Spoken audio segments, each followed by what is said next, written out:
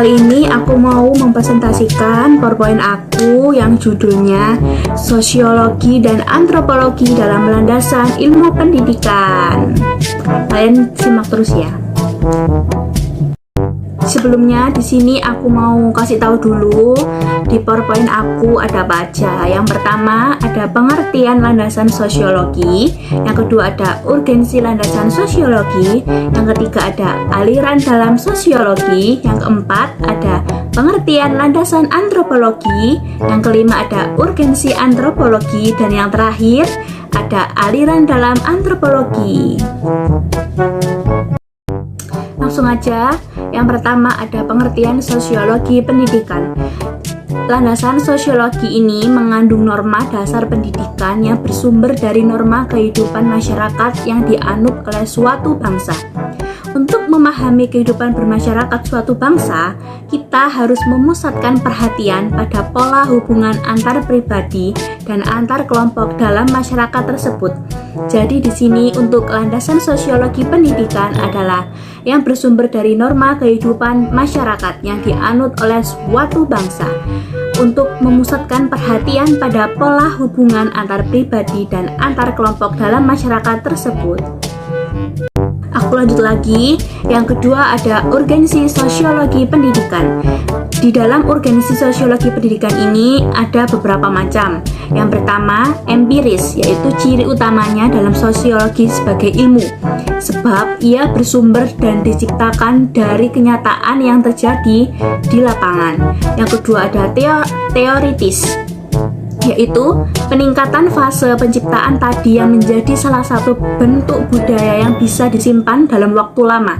Yang ketiga ada kumulatif, yaitu penciptaan terus-menerus sebagai konsekuensi dan terjadinya perubahan di masyarakat. Yang keempat ada nonetis, yaitu yang menceritakan apa adanya tentang masyarakat beserta individu-individu yang di dalamnya, untuk tidak menilai apakah hal itu baik atau buruk. Aliran sosiologi. Yang pertama ada aliran empirisme. John Locke menyebutkan bahwa anak yang lahir di dunia itu seperti kertas putih atau kertas putih yang sangat bersih. Teori ini secara jelas mengatakan bahwa anak itu sejak lahir tidak mempunyai kemampuan ataupun bakat. Yang kedua ada aliran nativisme. Schopenhauer berpendapat bahwa perkembangan individu yang ditentukan oleh faktor-faktor yang dibawa sejak lahir. Kaum nativisme mengatakan bahwa pendidikan tidak dapat mengubah sifat-sifat pembawaan. Yang ketiga ada aliran naturalisme. J.J. Rousseau oleh faktor-faktor yang dibawa sejak lahir. Kaum nativisme mengatakan bahwa pendidikan tidak dapat mengubah sifat-sifat pembawaan. Yang ketiga ada aliran naturalisme. J.J. Rousseau, naturalisme mempunyai pandangan bahwa setiap anak yang lahir di dunia mempunyai pembawaan yang baik. Namun, pembawaan itu akan terjadi rusak karena pengaruh lingkungannya. Aku lanjut lagi. Ada pengertian antropologi pendidikan. Antropologi itu adalah salah satu cabang ilmu pengetahuan sosial yang mempelajari budaya masyarakat suatu etnis tertentu. Menurut William A. Havilland, antropologi adalah studi tentang umat manusia yang berusaha menyusun generasi yang bermanfaat tentang manusia dan perilakunya untuk memperoleh pengertian yang lengkap tentang keanekaragaman manusia. Yang kedua, menurut David Hunter, antropologi itu adalah ilmu yang lahir dari keingintahuan yang tidak terbatas tentang umat manusia.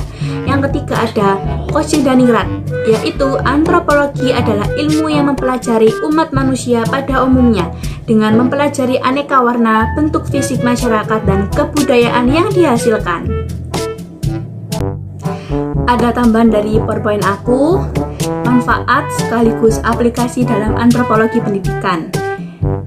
Manfaatnya dapat mengetahui pola perilaku manusia dalam kehidupan bermasyarakat secara universal ataupun pola perilaku manusia pada tiap-tiap masyarakat tertentu atau suku bangsa. Dan yang kedua, kita dapat mengetahui kedudukan serta peran yang harus kita lakukan sesuai dengan harapan warga dan masyarakat dari kedudukan yang kita sandang. Dan yang ketiga, kita mampu memperluas wawasan kita terhadap pergaulan umat manusia di seluruh dunia, khususnya Indonesia. Dan yang paling terakhir, kita mampu mengetahui berbagai macam problema atau masalah dalam masyarakat, serta memiliki rasa kepekaan terhadap kondisi dalam masyarakat, baik dalam hal yang mengambil inisiatif terhadap pemecahan yang muncul dalam lingkungan masyarakat. Baik, aku lanjut lagi. Aplikasi dalam antropologi pendidikan. Yang pertama, model pembelajaran yang berbasis budaya lokal. Model pembelajaran ini diterapkan melalui muatan lokal. Materi yang disampaikan sesuai dengan potensi lokal yang dimiliki masing-masing daerah. Yang kedua, ada metode pembelajaran karya wisata. Jadi seperti siswa dan guru atau sekolahan begitu, kita sedikit meluangkan waktu untuk membuat program pembelajaran melalui hal-hal yang berkaitan dengan wisata, seperti ke pantai atau ke museum atau ke mana gitu, untuk memahami kehidupan yang benar-benar ada di lingkungan dan prosesnya gitu. Yang ketiga, ada pembelajaran dengan metode modeling. Hal ini bertujuan untuk mengembangkan potensi keterampilan fisik dan mental siswa. Baik, aku lanjut lagi. Yang terakhir ada aliran dalam antropologi. Yang pertama, aliran evolusionisme, yaitu menurut Charles Darwin menjelaskan bahwa manusia yang tetap hidup itu ialah mereka yang paling serasi. Maksudnya serasi di sini tuh apa? Mereka yang tidak dianggap sebagai seorang individu, sebagai orang perseorangan. Namun Darwin melihatnya dalam hubungan kelompok dan kelompok. Jadi serasi mereka cocok antara individu yang satu dengan individu yang satunya. Yang kedua adalah aliran kognitif. Antropologi kognitif merupakan suatu pendekatan idealis untuk mempelajari kondisi manusia. Yang ketiga ada aliran strukturalisme. Aliran ini menjelaskan mengenai nalar manusia, human mean, dan sistem relasi atau system of relation. Yang keempat ada aliran simbolik atau interpretatif, mengenai keseluruhan pengetahuan manusia yang dijadikan sebagai pedoman atau penginterpretasi keseluruhan tindakan manusia.